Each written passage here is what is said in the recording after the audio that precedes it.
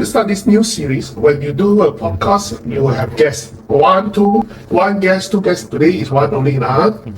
With me is actually Derrick, Seng, right? And we are going to talk about policies. I always say politics is about policies. It's not about politicking, right? And we are going to talk about something very close to my heart because I'm coming to retirement, right? But first of all, let's introduce our guest, Derrick Seng. For now, he's our organizing secretary of our People's Power Party. In a future podcast, I hope to invite more of my potential candidates from my party, right, as well as other parties' heads to come to my podcast to talk about policies close to heart. We might not agree totally on all the policies, but it is good to have the discussion. I don't say debate, we share our perspective. Right now, Derrick, let's come back to you. What's your background actually before we go into your political journey? Okay, I'm currently a senior vice president in a financial advisory firm. Alright, so I've been in this industry for the past 15 years. Alright, for past 15 years, but before that? Before that, I was in the civil service. I was a police officer for 8 years. Okay. And among that, I was doing 4 years in crimes investigation. Okay, for 8 years? Yeah, 8 years. Are you full-time? Full-time. So are you on scholarship? No.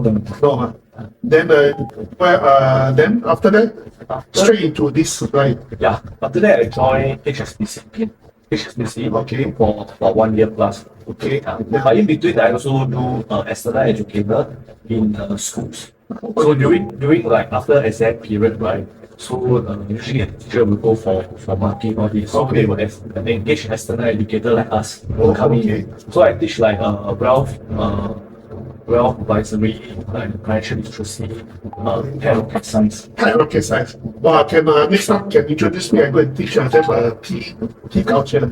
Maybe. Then tea and politics. Forget about that. Okay, this podcast series is actually sponsored by some of our good friends and good products. Of course, one of my products is actually Akbar Tea, right?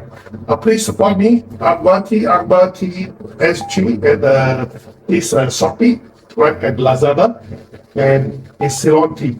Very nice Ceylon Tea. Of course, the other sponsor, which help us put up all these podcast stuff, is actually I am Marcus Neal, right? Yeah, I am Marcus Neal. Right? Remember him? This is the IG, right? This IG. And I am Marcus Neal.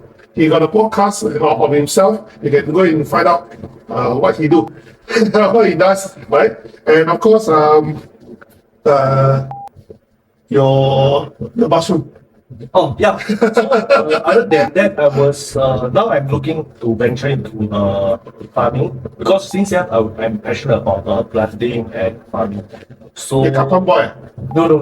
I just like plants. So very recently I just go into this farming. Like during the pandemic time, I had a lot of time. So I actually spent the skill future credit to learn about indoor farming, the high-tech indoor farming. Oh, okay. Yeah, so now I'm venturing this. I mean, if anyone is interested in this ESG thing, ESG stands for environmental, sustainability, and governance. Okay. ESG on farming, right? Then you can for me. I am looking for investors also. Where? Singapore? Thailand. Thailand. Okay. So you are going to what? Grow mushroom then? Yeah, grow mushroom. Very high-tech, will be high-tech. high-tech. Yeah, high-tech one. Oh, okay. I'm also into farming actually. We are farming the political points. Okay. So okay. You are actually in the police force, right? Then you go into what? Teach rocket science. Just educator. Yeah. Then you do financial advisory. Yes. What's your background actually? Your core study. Oh, actually, I graduated in biotech from Macquarie University, Sydney, Australia. Yeah. Okay. Wow, that's second time. Okay. So very good. So you have all this background. Why did you choose to go into financial advisory? I just have this passion especially because when I was young, right, my mom bought a policy. So from someone she know, okay, but at that time my mom told that person right that this money is to save for university. Oh, okay. Yeah, but then when I was going for studies, I realized that it's not for saving the policy. It's actually a whole life plan, which is for protection purpose. So then I was like quite angry, like how come there's this issue that people actually like mis-selling, kind of like mis-selling lah. Yeah, so then I joined this career lah. After graduated, right? So I joined this career.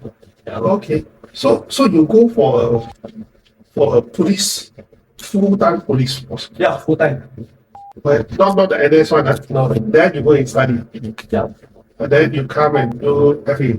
Yeah. Totally nothing to do with your biotech. Yeah. Okay. Cross multidisciplinary. But I think that my career, the rich and diverse career, right, give me different perspective on certain things like like analytical skill and to look at things at different perspective. Okay. Yeah. So what makes you want to join politics actually? Yeah. How old are you now? I'm 44. 44. Okay. So what actually makes you want to go into politics? What is the trigger point? Everybody have a trigger point when it comes to whether it's opposition politics or PAP politics. Of course, the PAP politics always money, ministerial pay. So, what actually triggers you? Actually, for decades, right, we know that in Singapore, the power has been left and checked for many years. Okay. So, but this thing become more apparent during the crisis. So the most recent one is the pandemic. So you can see that usually with a check power, it leads to very dire consequences. Alright. I think during pandemic, a lot of people also question about some policy, like those COVID management policy. Some are totally illogical. Yeah, so there's a lot of frustration, and then there's also those policy that actually coerce people. I use the word coerce, like kind of like tell people that you have to go for a jab, or then come to politics. So you can see the serious consequences when no one actually speaks up. Yeah. Alright. So you now know why you joined me, right? Okay, before that, any political experience? You joined the grassroots, you joined any political party?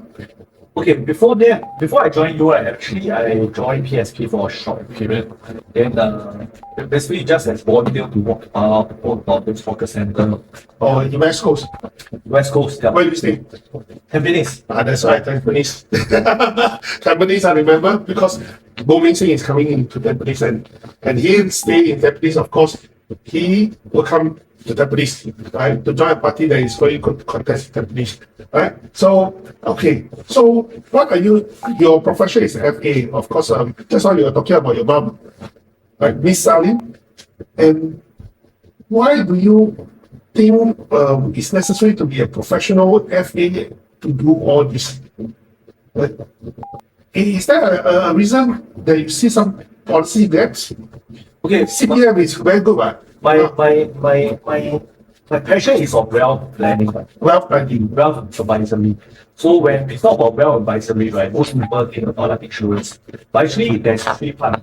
Usually we talk about wealth protection, okay, wealth accumulation, and wealth distribution. Okay, so these three parts are integral to our life.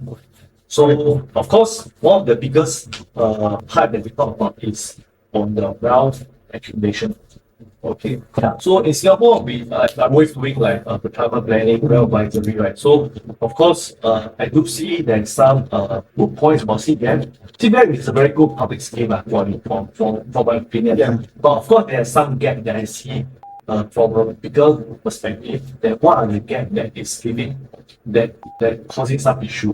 Maybe you share with us your perspective of CPF. CPF is PAP's. One of PAP's three pillars. I say three pillars of PAP's political capital. One is HDB, one is CPF, the other one is actually industrialization economics. Right? So maybe you should touch on the key CPF. What is the short form?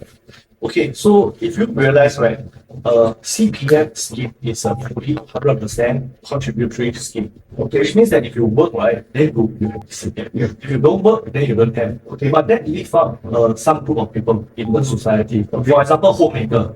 So they are not working, but they actually play a important role in the family. Then second thing is like people who are actually mentally incapacitated or mentally challenged. So they can't work. Then the other one is a disabled. Disabled people, but their income is not very high. And then some people, because during the 80s, right, there's this two policy.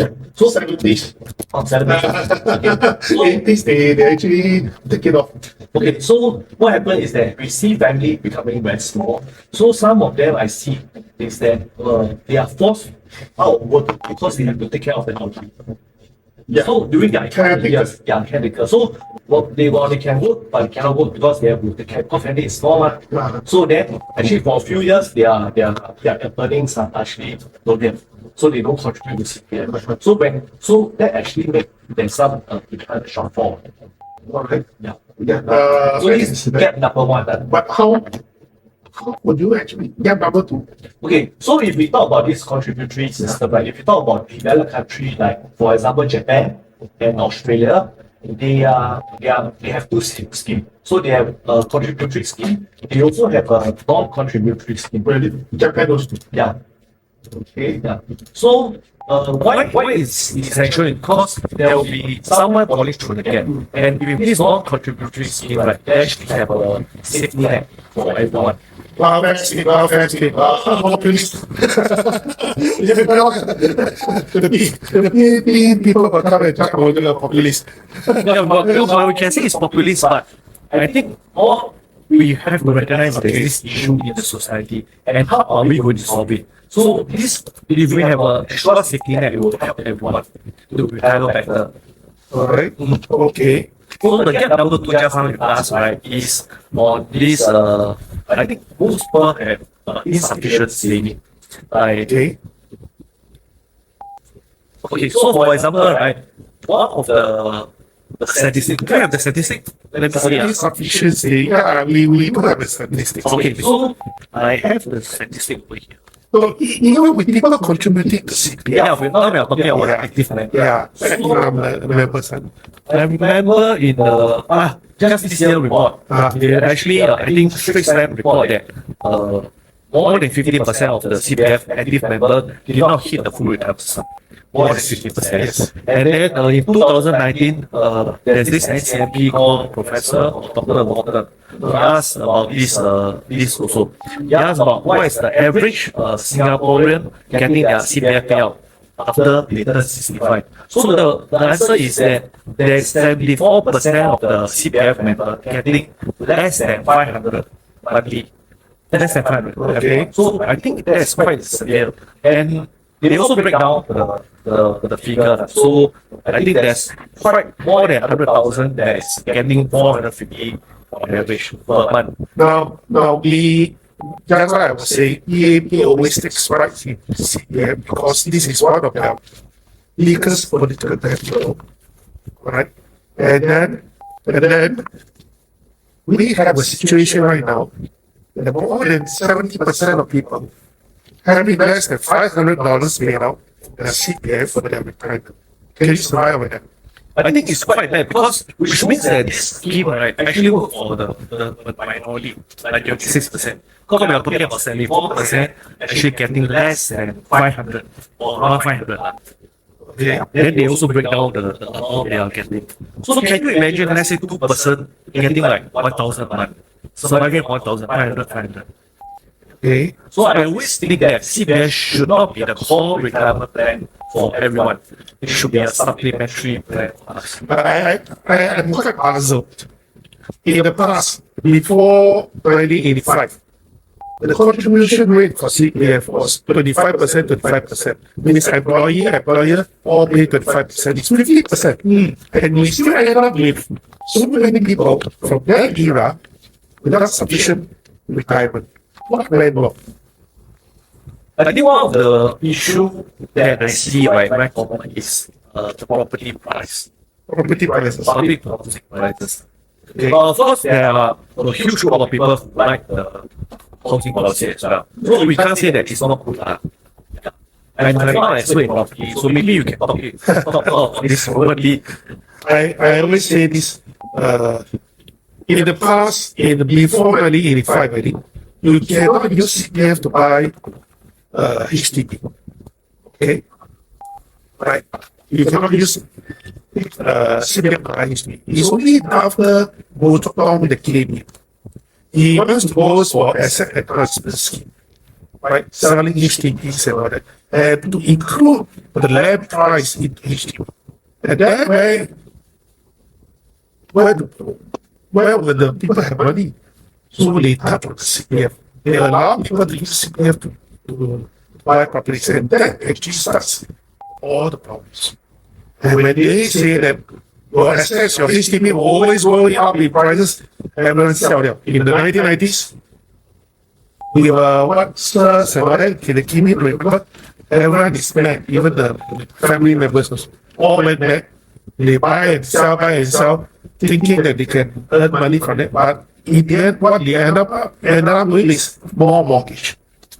Because when you upgrade, when you have more expensive final flat, for example, mentioned, you have a higher mortgage, and they have to use the CPF to pay. And that is when, as and when, the CPF actually depleted. That caused I'm the youngest in my family. So all my brothers and sisters have problems in retirement. And they can't even finish their mortgage. Before they are supposed to retire at 55, so they have to try up to 65. The worst part is they give 35 years, up to 35 years mortgage. Imagine you have an FA, you are going to have for your basic, not investment, it's for your basic house. 35 years mortgage. By the time you pay out your mortgage, you have nothing left to save. So what happened is that what I see is that a lot of people actually, if they don't move house, they go out, they buy the house, then they keep staying, then they pay. By 55, they will hit the full retirement. Unless their job is long, and then they do active contribution to their CPF, more contribution, most likely they'll hit the full retirement. So my objective is very simple. Stop the people from using CPF to buy properties. But although I'm doing it myself because I don't trust the government, right? But you have to stop it. A lot of people will disagree, right? Where are they going to find the money and all that? We can stop people from using CPF to pay for the mortgage, but we reduce the employee's contribution. I think, okay, one of the solution I think is we don't stop or whatever allow, but we give them a choice, which means that like first of all, right, we put the decision making power back. If we can have a flexible contribution. So right now it's an employee 20%, then employer 70%, right? So if we can have a flexible adjustment, like now because of my life status, I just get married, so I need more disposable income. I reduce my CPF contribution from 20 to 10%, for example. So I'm more flexi. Yeah, flexi. So when I all this commitment more or less anyhow, then I actually increase that to 20% to save more. Okay, wait. You are actually right. In the normal circumstances, to maintain the same standard of living when you retire as when you are working, how much savings should you have? I don't want to pump on the figure first, maybe layman can understand. But I just want to highlight some of the solution, like if we allow some flexible arrangement, right, then it will be better for them to actually, like, they use lesser, they will think through and use lesser from the CPF pay for mortgage. And use from their disposable income to pay for mortgage. The other thing is, I think in my opinion, when I compare similar CPF scheme, right, you know the CPF is not by KPA. If you study it, it's actually by the British. So we have two other countries that have very similar arrangement. One is MPF, Yeah, as well as EPF. EPF is for Malaysia, and MPF is for Okay, so when I compare, right, actually our way is really more, really low, at 2.5%. Okay. If you go through the history of our CPF in Singapore, we used to have Oh, that will be public so you. 6%. What is the interest rate in Malaysia? Average is around 5.5. 5.5. And MPF, MPF is about 3.5. No, IPF, they would, the government. Long-term is 3.5. Eh? Rate of return. Yeah, I did my research. Oh, okay. Yeah. Okay, Hong Kong side is like that, huh? But the government will not invest the MPF for you. So you have a choice to manage your own funds. Yeah, correct. Right, and the contribution is actually very low, about 5%. Is it? 5 or 10. 5 or 10. It depends, huh? So, but you cannot use the MPF to buy properties. Yes. Solely for your retirement. Yes. And you just use it to buy trust funds and all that. Yeah. Yeah. So on the long term, it's about if you are good, you are really good because you can manage your trust fund on your own.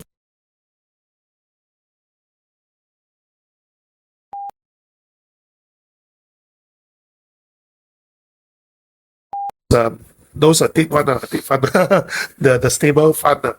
Yeah. So I was thinking like one of the solution, right, is to raise the CPF interest rate. It's not populist. Actually, they know and they can raise. Remember the Roy Nung saga, right? Many years ago. Yeah. So Roy Nung did a lot of research on the CPF, and then they did some comparison. After that, I think CPF raised the interest rate to 3.5 for elderlies. Yeah. After 55, 1% by 1%. So they can do it. They can do it, but they can set up. Yeah, they can do it. 2.5, I think, is way too low. Yeah, way too low. okay. Yeah. So one of the solutions to raise the interest rate, Okay. especially when you think about it is a long-term saving plan with very little liquidity and very little sensitivity, right? And you're talking about 4%. 4% of assets, but assets is like totally illiquid. Totally illiquid, not for anything. Yeah. But always has some liquidity, some flexibility. The other thing is okay, there's some issues also on the withdrawal. If we can't hit the full withdrawal side at 55, right? Now what happens is that the CPF member can withdraw off, you know how much? 50% No, 5,000. 5,000. Yeah. So, but you know that in the 80s, right? 1980s, right? When this minimum sum scheme first came about, they CPF actually allow the CPF member to withdraw minimum 10,000. 10,000. Minimum 10,000 or 50%. Yeah. So far, right? Through the years, actually reduce, and right now, what happened is that it's only 5,000. Yeah. Only 5,000. Yeah. So this portion, right, actually lock up a lot of money. So I think that they should actually go back at least 10 because our inflation, our cost of living, everything go up. So 5,000 right now. And if we are talking about minimum, the retirement, full retirement sum, right? Taking into the inflation, every year the full retirement keep going up. Yes. Then the withdrawal 5K or whatever, the 10K, right, should also go up. Every year should also right. Yeah. Logically speaking, it should be the sum policy. The 5,000 amount is like don't know how many years. Since I joined the industry, right, like 15 years, it has always been like 5,000. Okay. Yeah. Okay. But if you allow people to withdraw that, you don't have enough. So like that's why I say it should be the supplementary retirement. It should not be your core retirement plan. Yeah. Okay. Yeah. Now, for that matter, what do you think about CPF Life? Is it a good idea? I think it's not bad as a public policy, as a public scheme, but it cannot cure. Like I always say, right, it has to cater to many needs. But one of the issue I see is that there is too little flexibility, especially for retirement. During retirement phase, right, when we look deeply into it, right, at 55, then we will call it like pre-retirement, and then there's also the active retirement and the post-retirement, like kind of like post-retirement.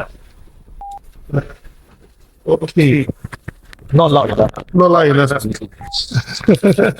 Okay. Okay, so yeah, so So the main chunk of the retirement should be around the pre-retirement and the active retirement, usually around 60 to 70. Because subsequently, right, then is people get very old. Like when you are hitting like more than 75, you actually don't travel as much. So, but the money is, if we know it is not insufficient, and then you don't allow people to take some joy fund. We call it lump sum. Lump sum joint fund. Yeah, joy fund. So there's no milestone for people to take except the 5,000. You see the 5,000. So I was thinking like, if you want to look deeply to give people a holistic retirement, right, then you should allow a certain percentage to be taken out like during the active retirement, like 60 to 70. Some milestone whereby they can actually withdraw lump sum of money. Okay. Some flexibility for the people lah. Maybe you cap at 5% of the total amount. I think it's still fair enough. Yeah. But the whole thing we have to look at it holistically. It's not just whether it's good or not. I think the main issue, one of it, is the low interest rate. That's why it don't grow fast enough. And also the other thing is I thought about the property price. Probably it also contribute, one of the factors that contribute to the retirement inadequacy. Okay, I will say this, the whole system actually need a revamp. I hold different view from you in several perspective. I think we should actually follow what Hong Kong is doing. Retirement is for retirement only. So you do not touch. You can have, I think 10% is very low, right? If you have a contribution of about 25%, right, that should be enough if you don't touch it at all.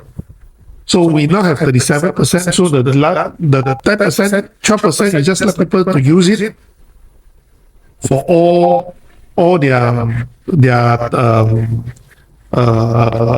purchase and all that. Now, if you do not have liquidity for people to buy, the price will not go up.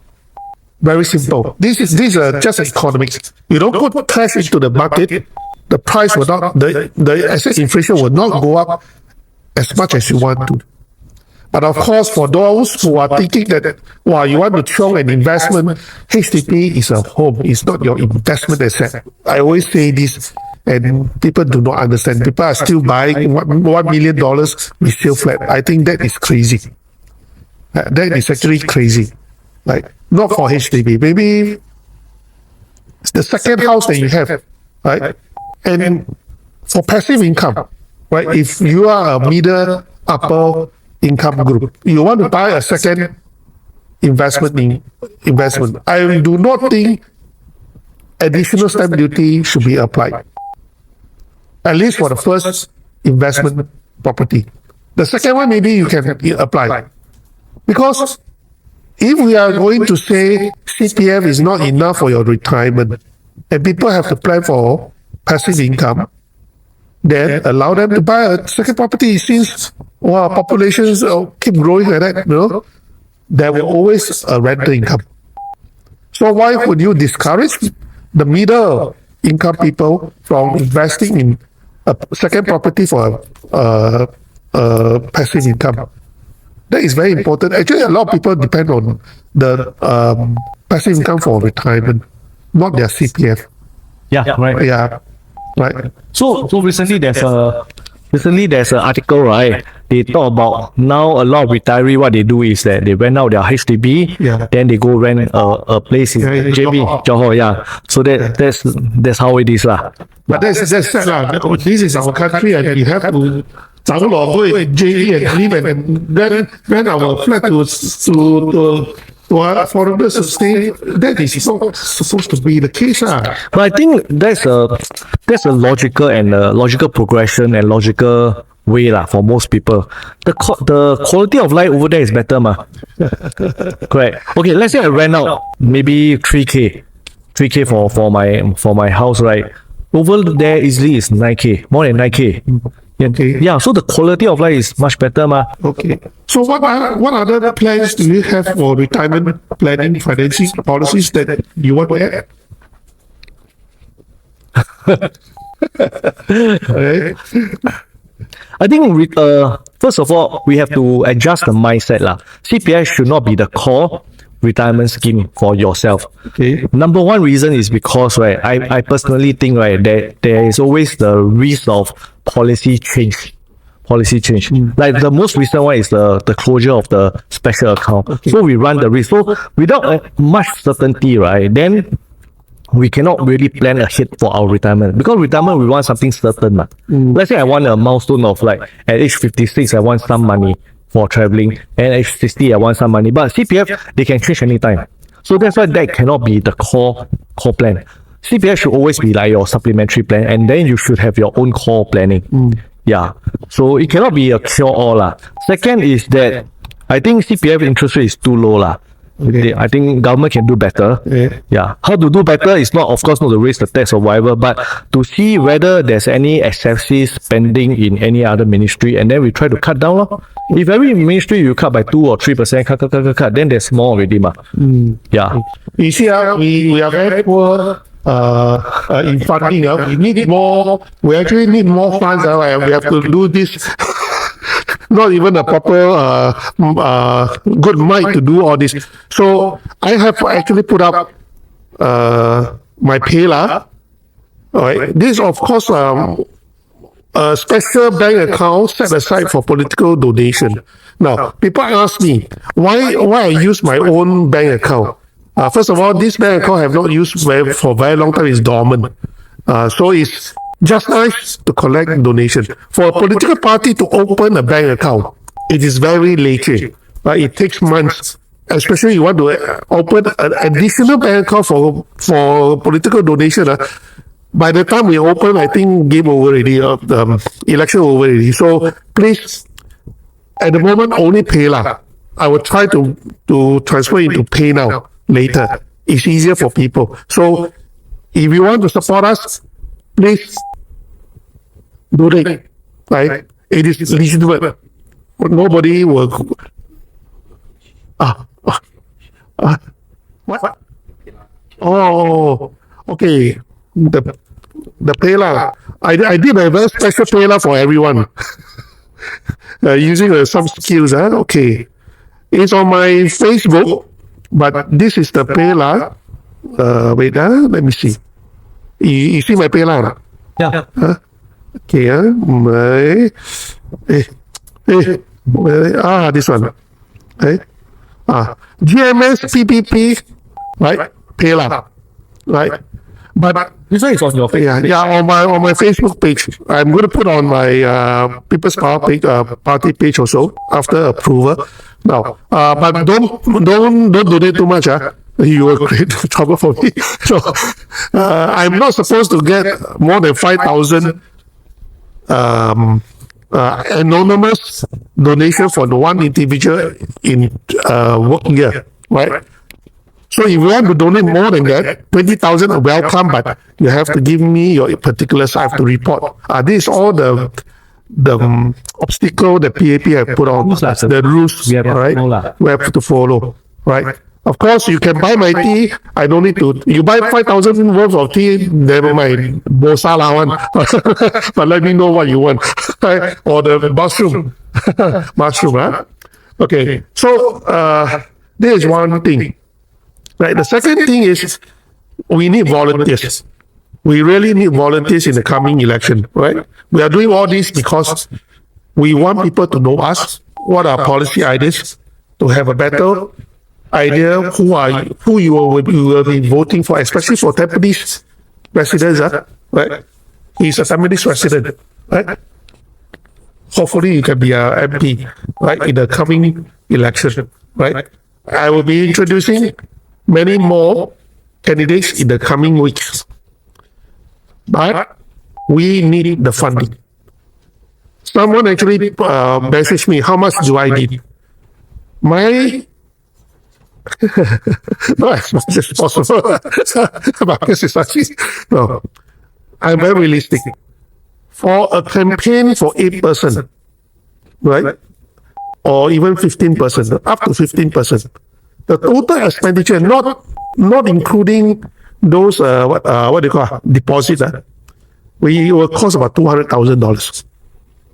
$200,000. About 15,000 to 20,000 per person. Right, that is how much it will cost. Right, but I'm not expecting the public to cover all these costs. I want my candidate to be responsible for their campaign also. Take ownership by paying money, right? No matter how much, you must take ownership, right? So I'm aiming for 30% to 40% of the cost to be defrayed by donations, right? That will be about 80,000, 50,000 to 80,000, right? So please help me to do this.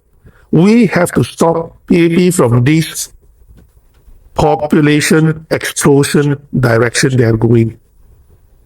Right? If not, everything will go down the drain. I have put up our policy perspective here, done by actually Derrick. He actually done a very good infographics. The core problems is the population policies. And who is in charge of population policies? Do you know? Do you know? I don't know. I don't know who. PMO office, the Prime Minister office. They have one department that is called the Population Policy Department, and they publish the figures, the statistics. population.pmo.gov.sg. Right. So this is very important, right? And we are having a big group of people like us who are going to retire. That's why I'm introducing Derrick to give a perspective on CPF. What do you think about the CPF? They cut off the SA. I think it only affect those who actually accumulate, use the CPF shielding lah. Really? Yeah, but most people don't know what is the CPF shielding.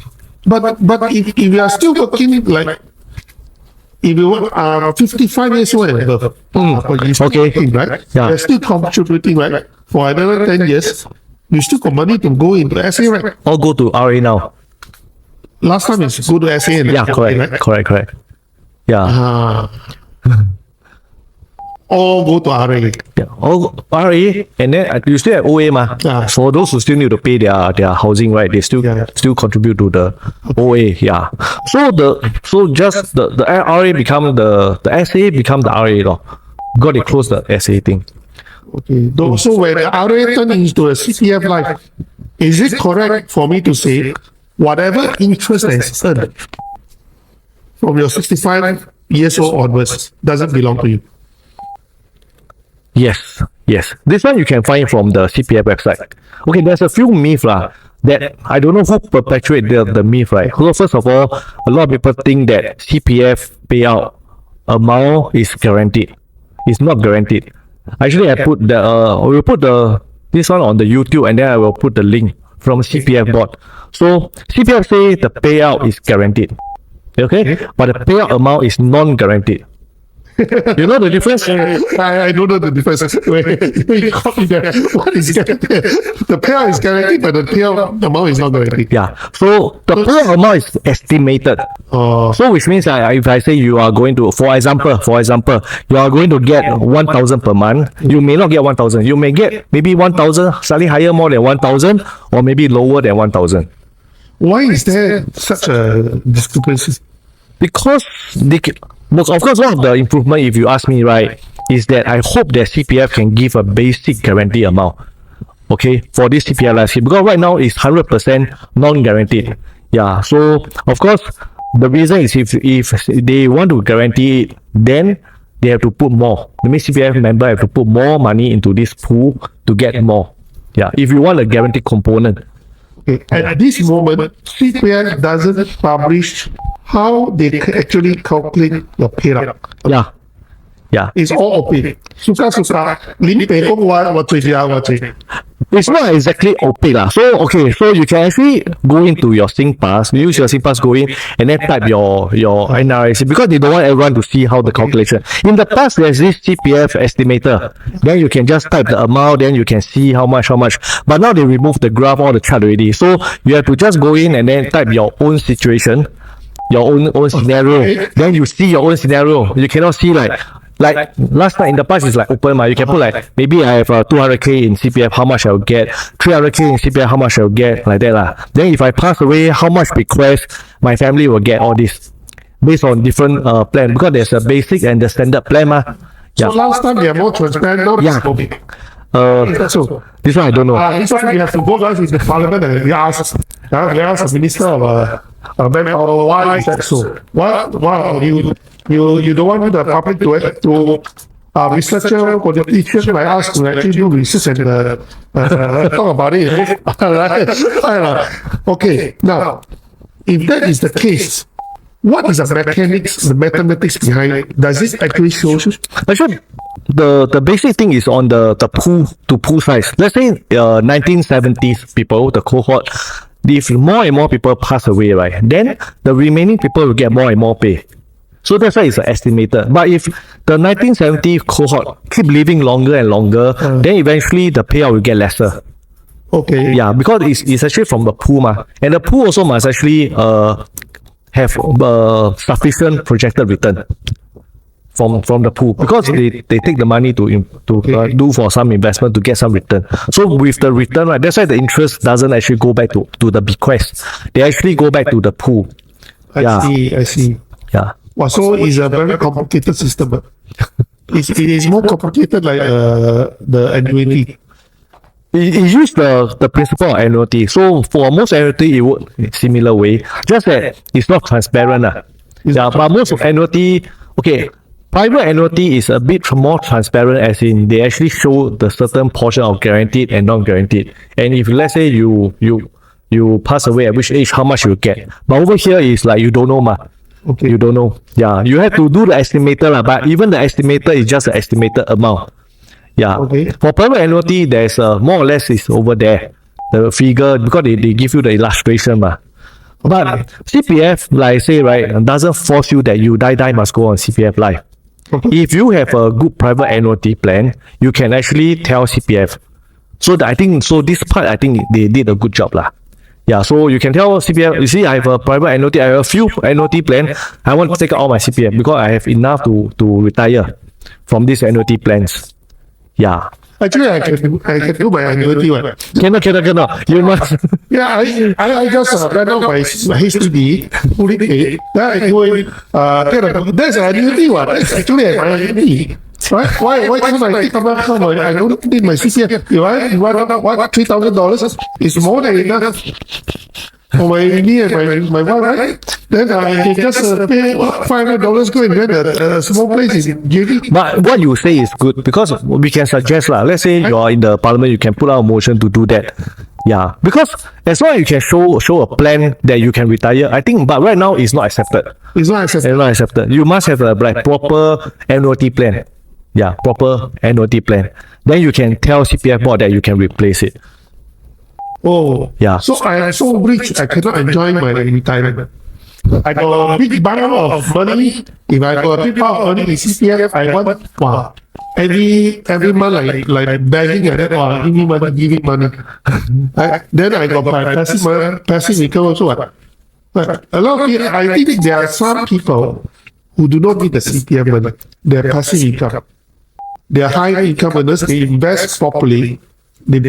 Whether it's in stock, they have dividend stock, right? Or the simplest is to have additional property. You just rent out passive income. They actually do not need CPF money. Yeah, I think you're partially correct lah.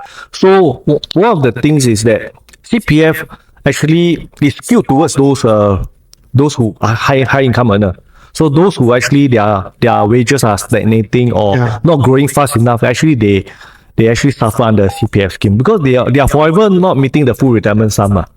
Yeah, so that's the biggest issue there, and that's why for this retirement gap, right, I was okay. Just reiterate what I suggest, right? Initially, we were talking about the gap. So go about it. To have a non-contributory scheme, which actually serve as a safety net. Second is raise the interest rate.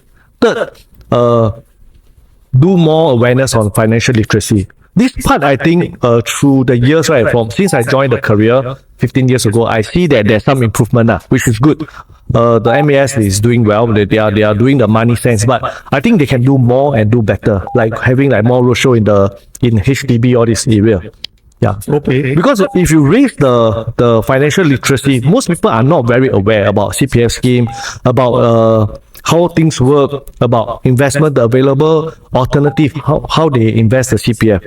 So I think if they actually they can do much better lah. But now I know that financial literacy they are looking at Do they have skill future on that? Can you? no, yeah, but now at least in school, right, they are actually putting this course as well. Financial literacy. Finally, Yeah. This one I've been talking about it since 2001. Financial literacy is an important part of life skill, right? That is life skill because, like my brother and sisters, some of them are good, but some of them are wow, buy stock from a stock market. No, very dangerous. They do not have the concept of risk management. Correct. Yeah. So one of the key thing I think that they can do better is like I think the school can teach an O-level maybe test on this CPF scheme, because the whole CPF scheme when we study for our You want them to fail. CPF keeps changing policies every now and then. yeah. So for us, right, we also have to keep up to date with the law change, the legislation changes. So, but I think this is a very key component because as long as you are working, you are Singaporean, you are CPF member. So, but most young people when they first start out, they don't know what is CPF, how does the whole scheme is actually quite complicated and quite in-depth. It can be a huge textbook, no? Yes. So I think O-level or whatever, one of the maybe PSLE should test on that. Even a lot of parents don't even know how the CPF work. Yes. So that part, I think we can improve on it. Yes. Okay. You hear it from us, not from PAPMPs, not from other people. This is the first time that a politician that is concerned about the retirement and adequacy of our people are pointing out what are the shortfalls. Not only the CPF, it's financial literacy. That your children and my children should have a concept how to manage the finances, not to spend money go and buy a $1 million HDB flat, right? Even if they can afford it, but that is a very bad investment. If you talking about investment, it's not an investment. You see, for property, right? I think recently I came across this short clip on IG. He talked about this. If you buy a HDB for 1.2 million, how much you need to sell to break even? Yeah. How much to sell to break even only after 5 years? I think it's like a huge amount. So he actually break down why and the interest you paid over 5 years. And if you pay for 10 years, the amount is even larger. Yeah. So you have to ask yourself, if you pay 1.2 million for maybe 5 room or 4 room, who is the next person who going to hop on your hot potato? Because you have to sell probably 1.8 or 1.9 to break even. Just to break even, no? Yeah. If not, then you actually lost money. Yeah. So, but other than that, I think anything to add on the retirement? Actually, CPF and HDB must talk together, because it's linked, it's interlinked. It's so closely linked that it affects each other. The other one is CPF. Just how I keep mentioning about the illiquidity feature. So no matter how illiquid, right, you can see that actually 70 over % people cannot retire well through the CPF. So that's why I say I think CPF should allow some flexibility, like giving some milestone and allowing people to draw during emergency, but cap at certain percentage. So about like increasing the flexibility will be good. Okay, talking about management, liquid, make it liquid and let people to manage their CPF money. I think they can do that, right? To buy stock and No. This one is buying trust fund or. right. But what I'm But trying. fees are very high. No. Actually, CPF fee, using CPF money to invest is very low. It's 0.4% only. Super low. There's no sales charge, nothing. Okay. Per year is only 0.4. So it's quite, it's very good. It's very low. Okay. Yeah, but what I'm trying to say that is that because of a lot of people have anxiety. I think recently there's a report talking about job loss anxiety. Yeah. So I was thinking like, if the CPF can allow some flexibility, let's say allow people to draw maximum 10K to tie through certain job loss or this. So this kind of milestone or certain event that happen in life that will actually derail, because these are all our money, ma. No point you keep seeing so much, right? But then you can't actually touch on it. No, but what? Table turn. Oh, okay. Okay. Okay. Taking the mic, okay. Well, we take the higher. Okay. Now, I think that will be more or less of what we have covered, and we hope that we want a more versatile system that everyone can retire, not only those who are working and contributing. We are those vulnerable groups. If you study, have you studied the Japanese system? Yes. But not in depth lah. But they do have a non-contributory system, but for certain class of people like elderly or some they have some criteria. Okay, for a friend who lives in Japan, right? We were Japanese spouse told me, right? He said that when you work there, you pay about 12% to 14% of your pay, right, into their system. And when you are unemployed, you can actually cover unemployed benefits, right? That's number one. Number two, it will cover your part of your medical, right? And the best thing is it can cover your spouse retirement. So they actually encourage the spouse not to work lah, in that sense, right? But not a lot, but they still cover it, right? So their system is versatile in that sense that everyone should not go hungry when you retire. Yeah, I think we should be in the position to have that system, right? Yeah, I think we should actually push for a more inclusive policy, and that's what we are talking about. But because right now the CPF have been like since 1955, right? But they still leaving this gap, this gap like leaving people who are not contributing to CPF, leave them high and dry. Yeah. So we want a more inclusive policy. Yeah. Okay. Yeah. Okay. We have no fixed solution for this CPF retirement yet. We want to hear from you, right? How to solve the gap? This is the first time, right? Live chat. Or you just send us a private message what you think about it, because this is the first time that we are listening to a politician or not politician yet, I will confess, right? Political activist that is talking about inadequacy for those who are not contributing CPF. What will happen to them? And this is about time that we should actually look into it, right? Yeah. Okay. Thank you, Derrick, for your time. Right? Right. You will come out another time. Other issues. Right? So thank you for watching, and I hope that you like the show. Please donate. Right? Payla. Right? Payla. Okay? Yes. CBB. The other thing, I hope more young people join us because we need a lot more volunteers. For tech, for whatever. If you know any skill, even no skill, just join us lah. Okay, last but not least, thank you. I am Marcus Yo, right? For this one, IG, right? For his contribution and his hard work to make this possible. And I will see you next time. Next series, I hope to get some person very interesting, right? Watch out. Thank you, Derrick. Thank you.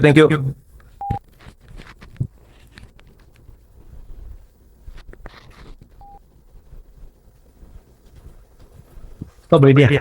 Sorry. Stop already.